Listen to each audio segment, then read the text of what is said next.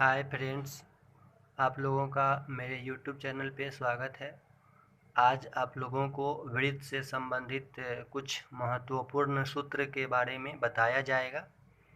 तो हम लोग सूत्र के बारे में बात करेंगे। तो सबसे पहला सूत्र यहाँ है वृत्त की परिधि। वृत्त की परिधि बराबर होता है 2πr। और वृत्त का परिधि क्या है, तो यहाँ पे देखिए ये वृत्त है एक, तो इसका बाहरी घेरा जो है उसको हम लोग परिधि कहते हैं। तो वृत्त की परिधि का फॉर्मूला हुआ, सूत्र हुआ 2πr। इसी फॉर्मूला से एक दूसरा फॉर्मूला हम लोग निकाल लेते हैं, वृत्त की त्रिज्या। वृत्त की त्रिज्या, तो त्रिज्या बराबर फॉर्मूला निकलता है, जैसे यहाँ पे हमारा जो है समझना है आपको, वृत्त की त्रिज्या का फॉर्मूला इससे क्या होगा, तो जैसे यहाँ त्रिज्या हम लोग निकालेंगे, त्रिज्या का फॉर्मूला, तो ये परिधि है तो यहाँ परिधि रह जाता है, ठीक है। और ये 2π जो है इधर मल्टीप्लाई से इधर डिवाइड में हो जाता है, तो परिधि बाई 2π इसका फॉर्मूला होता है। वृत्त की त्रिज्या बराबर परिधि बाई 2π। उसके बाद हम लोग नेक्स्ट फॉर्मूला पे बात करते हैं, थर्ड नंबर। अगर हम लोग यहाँ वृत्त का व्यास निकालते हैं, अगर वृत्त का व्यास, तो वृत्त का व्यास का फॉर्मूला होता है 2 गुने त्रिज्या, ठीक है। 2 गुने त्रिज्या, ये वृत्त के व्यास का फॉर्मूला होता है।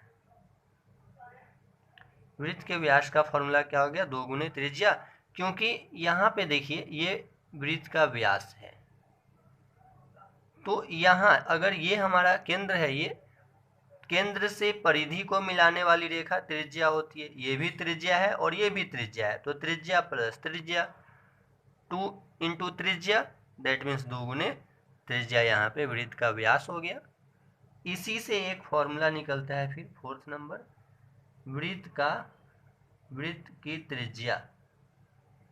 तो वृत्त की त्रिज्या बराबर होगा व्यास बटा 2। अगर अब यहाँ पे बात आता है, अगर क्वेश्चन में वृत्त की परिधि दी होती है तो त्रिज्या निकालने का ये फॉर्मूला होगा, अगर क्वेश्चन में व्यास दिया हो तो त्रिज्या निकालने का ये फॉर्मूला होगा, ठीक है। अब नेक्स्ट फॉर्मूला हम लोग देखते हैं। अब हम लोग बात करेंगे वृत्त का क्षेत्रफल। वृत्त का क्षेत्रफल क्या होता है, तो वृत्त का क्षेत्रफल बराबर फॉर्मूला होगा पाई आर स्क्वायर। ये होता है वृत्त का क्षेत्रफल, ठीक है। अब हम लोग नेक्स्ट फॉर्मूला समझेंगे। जैसे फिर यहाँ एक ये देखिए, ये है हमारा वृत्त, ये हो गया वृत्त का केंद्र। तो ये वृत्त का केंद्र है और ये परिधि है, केंद्र को O डिनोट करते हैं। तो केंद्र से जो रेखा मिला है वो क्या हो गया, ये होता है त्रिज्या, और ये भी एक त्रिज्या है। तो अगर वृत्त से, हमारा जो वृत्त है, इस वृत्त से अगर ऐसे हम काट लेते हैं, ये पार्ट को ऐसे काट लेते हैं, तो हमारे पास जो पार्ट बच आया ये है, देख लीजिए। तो इसको हम लोग क्या कहते हैं, ये है हमारा त्रिज्या खंड। तो यहाँ एक फॉर्मूला होगा त्रिज्या खंड का क्षेत्रफल। त्रिज्या खंड का क्षेत्रफल, त्रिज्या खंड का क्षेत्रफल होता है, ये लिखेंगे हम लोग। तो देखना यहाँ पे जैसे ये हम लोग जो क्रॉस करेंगे, काटेंगे, तो यहाँ कुछ ना कुछ तो एंगल होता है, इस एंगल को हम लोग थीटा मान लेंगे। ये क्वेश्चन में आपको 60 डिग्री, 70 डिग्री, 90 जो थीटा होगा वो दिया रहता है, ठीक है। तो त्रिज्या खंड का क्षेत्रफल होता है pi R square theta divided by 360 degree. त्रिज्या खंड का क्षेत्रफल क्या हो गया, pi R square theta divide में 360 डिग्री। और नेक्स्ट फॉर्मूला है हमारा वो भी देखते हैं। जैसे अगर ये हमारा वृत्त है तो वृत्त के परिधि में से जब हम लोग कोई एक टुकड़ा काट लेंगे, जैसे यही टुकड़ा देखें तो इस टुकड़ा को हम लोग क्या कहेंगे, ये हमारा चाप है। ये क्या होता है, ये चाप है। तो चाप की लंबाई हम लोगों को निकालना अगर है, चाप की लंबाई, तो चाप की लंबाई का फॉर्मूला होता है pi are theta by 180 degree.